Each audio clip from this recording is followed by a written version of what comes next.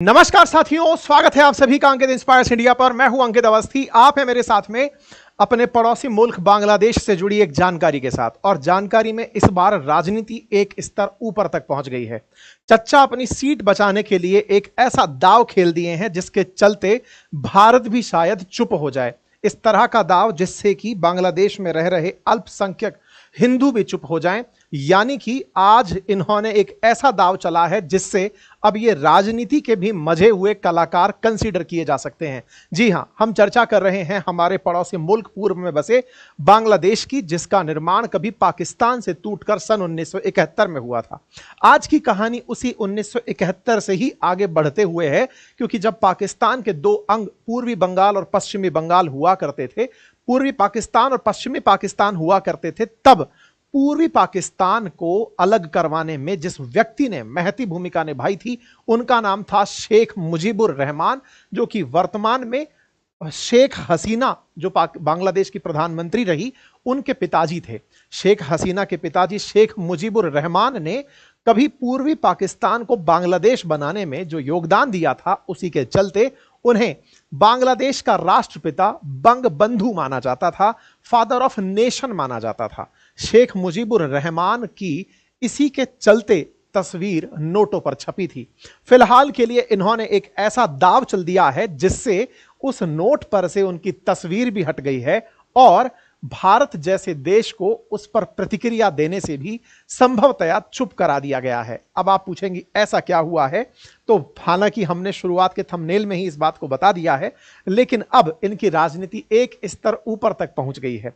सुर्खी इसलिए बड़ी है क्योंकि कुछ दिन पहले ही हमने एक सेशन किया था जब बताया था कि बांग्लादेश में तख्ता पलट की तैयारी हो रही है, मोहम्मद यूनुस को हटाने की तैयारी चल रही है। मोहम्मद यूनुस तो हटे नहीं, उन्होंने बकायदा ऑल पार्टी मीटिंग बुलाई, और ऑल पार्टी मीटिंग बुलाकर सबके सामने एक ऐसा दाव चल दिया जो दाव इस समय की सुर्खी बन गया। बांग्लादेश ने हाल ही में अपने यहां पर नए नोट जारी किए हैं, जिसमें 10, 100, 200 और 500 के नोट भी शामिल हैं, और इन नोट में से 20 के नोट के ऊपर तस्वीर बदल दी गई है। तस्वीरों की जब बात हो तो भारत में तस्वीरों का चलन आपने देखा है।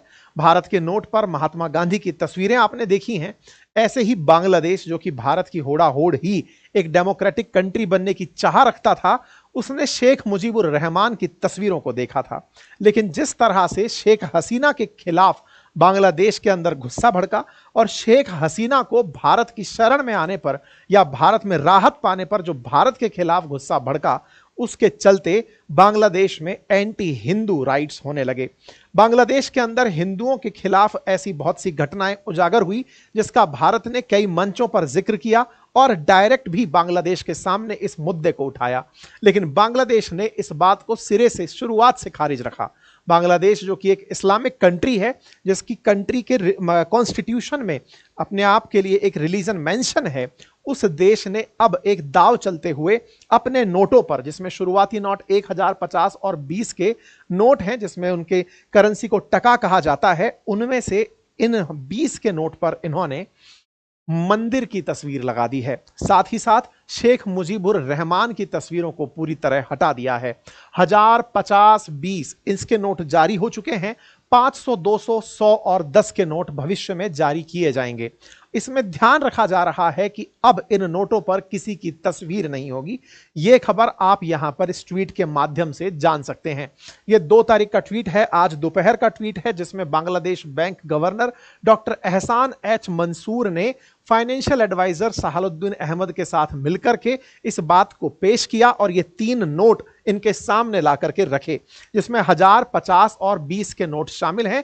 भविष्य में और नोटों के अंदर परिवर्तन होगा। बांग्लादेश की करेंसी टका कुछ इस तरह से दिखाई देती है, जिसमें से पुरानी करेंसी में अगर आप देखते हैं तो इस तरह से शेख मुजीबुर रहमान की तस्वीरें लगी हैं। इस तरह से यहां पर अब तस्वीरों में से शेख मुजीबुर रहमान की तस्वीरें हटाकर बौद्ध टेम्पल्स, हिंदू टेम्पल्स और बांग्लादेश के सांस्कृतिक महत्व के स्थलों को दिखाया जाएगा।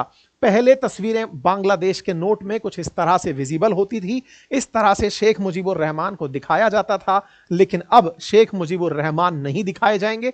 उनके स्थान पर बांग्लादेश के अंदर जो प्रसिद्ध स्मारक हैं या सांस्कृतिक केंद्र हैं उन्हें दिखाने के लिए तस्वीरों को इस तरह से उकेरा गया है।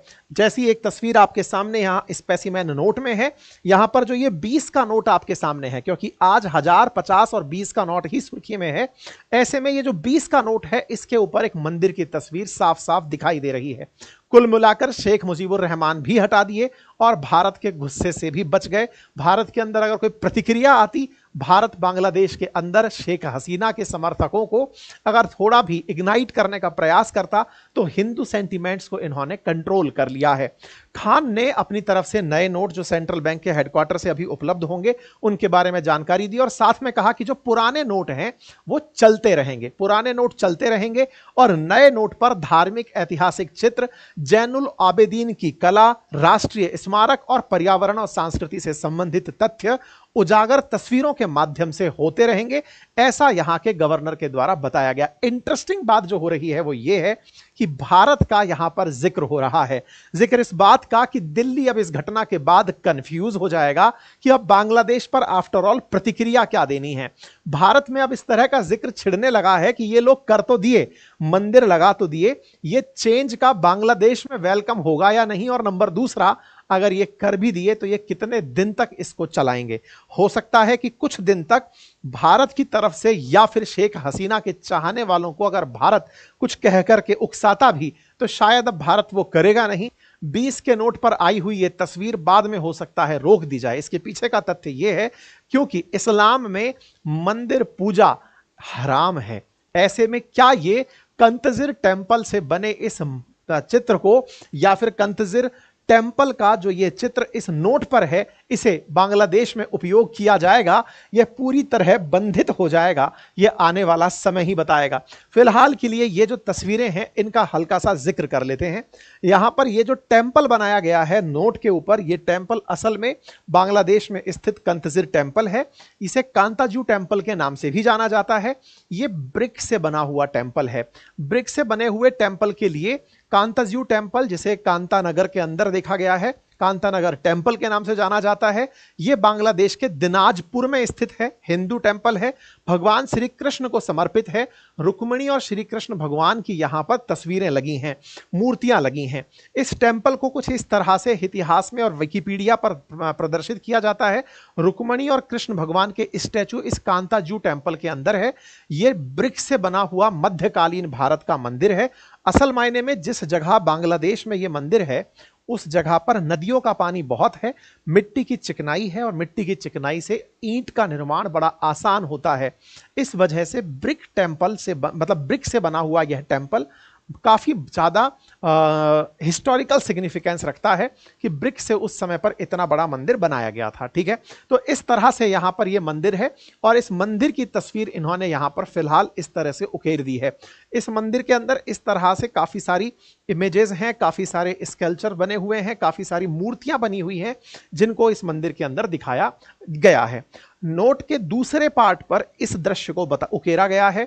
यह दृश्य असल में पहाड़पुर मठ का है, जहां पर राजा धर्मपाल देव के द्वारा, जो पाल वंश से संबंधित थे, उनके द्वारा इस जगह को बनवाया गया था। दूसरे हिस्से पर इसको उकेरा गया है।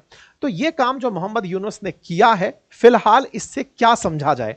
फिलहाल इससे केवल इतना ही समझा जाए कि यह अपने आप में राजनीतिक उठापटक के बाद हुआ कारनामा है।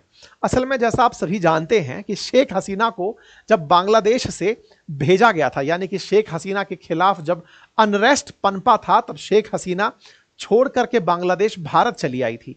और उसके बाद भारत आने के बाद लोगों का जो शेख हसीना के खिलाफ गुस्सा था वो कुछ इस प्रकार से निकला था। चाहे शेख हसीना के घर पर लोगों का धावा बोलना हो, सड़कों पर आकर प्रदर्शन करना हो, प्रोटेस्टर्स ने इतना ही नहीं, इनके राष्ट्रपिता मुजीबुर रहमान के स्टैचू तक को नहीं छोड़ा। शेख हसीना के खिलाफ गुस्सा इतना बढ़ा कि इस स्टैचू को तोड़ दिया गया और साथ ही साथ इनके प्रति जो बांग्लादेशियों के अंदर सम्मान था उसे पूरी तरह से गायब कर दिया गया। शेख मुजीबुर रहमान, जिन्होंने पाकिस्तान से पूर्वी पाकिस्तान को बांग्लादेश की यात्रा करवाई थी, वो आज बांग्लादेश के अंदर बड़े ही हीन दृष्टि से देखे जा रहे हैं, क्योंकि शेख हसीना ने बांग्लादेश के अंदर, कहा जा रहा है कि 1500 लोगों को मरवा दिया। 1500 लोगों को मरवा दिया का जो आंकड़ा है वो कुछ इस तरह से आता है कि जब उनके खिलाफ प्रोटेस्ट पनपा तो उन्होंने अपनी पार्टी कार्यकर्ता से और सेना से कहकर और पुलिस से कहकर पॉलिटिकल अनरेस्ट पैदा करवा दिया और लोगों को पनिशमेंट स्वरूप गोलियों से उड़वा दिया। इसके चलते हुए शेख हसीना और उनके पिता के खिलाफ लोगों का गुस्सा इस समय चरम पर है। शेख हसीना का कुछ नहीं बिगाड़ पाए तो उनके पिता के स्टैचू को उखाड़ना शुरू कर दिया गया। धीरे धीरे उनसे जुड़ी हुई जो भी लीगेसी थी उसे मिटा दिया गया। आसान भाषा में कहूं तो बांग्लादेशियों ने अपने पिता को इतिहास से उखाड़ कर मार फेंका। राष्ट्रपिता जिसने राष्ट्र के निर्माण में महती भूमिका निभाई थी, उसके इतिहास को इन्होंने मिटाने का प्रयास कर दिया। जहां तहां देखा उसे पूरी तरह से बर्बाद कर दिया। हद तो यह हो गई कि शेख मुजीबुर रहमान की उन्हीं के घर में हत्या हुई थी, जिसके चलते 15 अगस्त को बांग्लादेश के अंदर इनकी मृत्यु पर अवकाश रखा जाता है। इनकी ही उस दिनांक को याद में रखते हुए अवकाश रखा जाता है।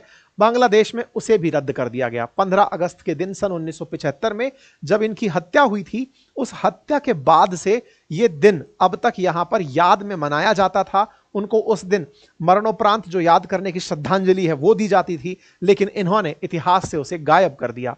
बांग्लादेश के अंदर मुजीबुर के द्वारा दिया गया एक नेशनल स्लोगन चलता था, दैट इज जय बंगाल, उसको भी इन्होंने हटा दिया।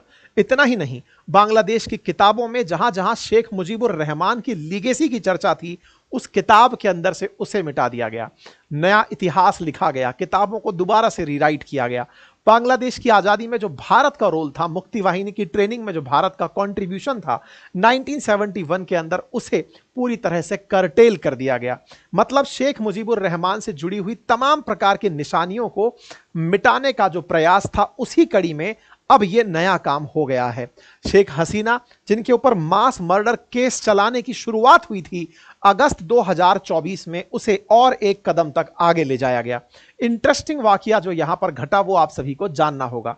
इंटरेस्टिंग वाकया यह है कि बांग्लादेश के अंदर शेख हसीना पर जो इस समय मास मर्डर का केस जिस ट्रिब्यूनल में चल रहा है, वो ट्रिब्यूनल कभी शेख हसीना ने ही स्थापित की थी। आज वही ट्रिब्यूनल शेख हसीना के खिलाफ रेड कॉर्नर नोटिस की मांग करती है। शेख हसीना ने कभी जमात इस्लामी के खिलाफ जिस ट्रिब्यूनल का उपयोग किया था, आज वो जमात इस्लाम के ऊपर से पूरी तरह से बैन हट चुके हैं और बांग्लादेश के अंदर शेख हसीना के खिलाफ वही ट्रिब्यूनल फैसला कर देता है। आज से एक दिन पहले शेख हसीना पर ट्रायल शुरू हो जाता है कि इन्होंने मास मर्डर करवाए हैं। इंटरनेशनल क्राइम ट्रिब्यूनल में रविवार को इन आरोपों पर औपचारिक तौर पर दर्ज करके सुनवाई शुरू हुई। कहने का इंटरेस्टिंग वाकया यह है कि शेख हसीना ने जो इंटरनेशनल क्राइम ट्रिब्यूनल बनाई थी, आज वो उन्हीं के खिलाफ उपयोग में आ रही है। वहीं दूसरी तरफ जिसके खिलाफ बनाई थी जमात इस्लामी, आज जमात इस्लामी पूरी तरह से आजाद पार्टी बन चुकी है, क्योंकि इसी जमात इस्लामी के सपोर्टर्स ने शेख हसीना को उखाड़ फेंका। इसी के सपोर्टर्स की जो स्टूडेंट विंग थी, उसी ने शेख हसीना को वहां के पद से हटा दिया था। तो एक तरह से जमात इस्लामी का जो स्टूडेंट विंग है, जिसे पाकिस्तान सपोर्ट कर रहा था, उसने शेख हसीना को पद से हटाया, शेख हसीना के खिलाफ एक्टिविटीज को अंजाम दिया, शेख हसीना की अवामी लीग पार्टी को पूरी तरह से बैन करवाया। अब वर्तमान स्थिति यह है कि बांग्लादेश में सभी पॉलिटिकल पार्टीज मोहम्मद यूनुस से इलेक्शन दिसंबर तक करवाने की मांग कर रहे हैं। आने वाला समय देखना होगा कि मुजीबुर रहमान वापस से नोट पर कब आते हैं। मैं ऐसा क्यों कह रहा हूं? क्योंकि बांग्लादेश में अब तक 5 बार नोट बदले जा चुके हैं 1971 से। इसीलिए अगर ये अब बदले हैं, अवामी लीग के ऊपर से पहचान मिटी है, अवामी लीग की जो मतलब पाबंदियां थी वो हटी हैं, तो ऐसा नहीं है कि शेख हसीना हमेशा के लिए गायब रहेंगी। हो सकता है शेख हसीना फिर से आए और जो इनके द्वारा किए गए तमाम प्रयास हैं वो सारे वेस्ट कहलाएं। बाकी फिलहाल के लिए भारत के लिए इन्होंने जो दाव चला है उस पर आपका क्या कहना है, अपनी राय कमेंट बॉक्स में जरूर बताएं। और साथियों, एक वेबिनार कल हमने दोपहर 3 बजे रखी है अपनी पाठशाला पर, आप जाकर उसे ज्वाइन कर सकते हैं।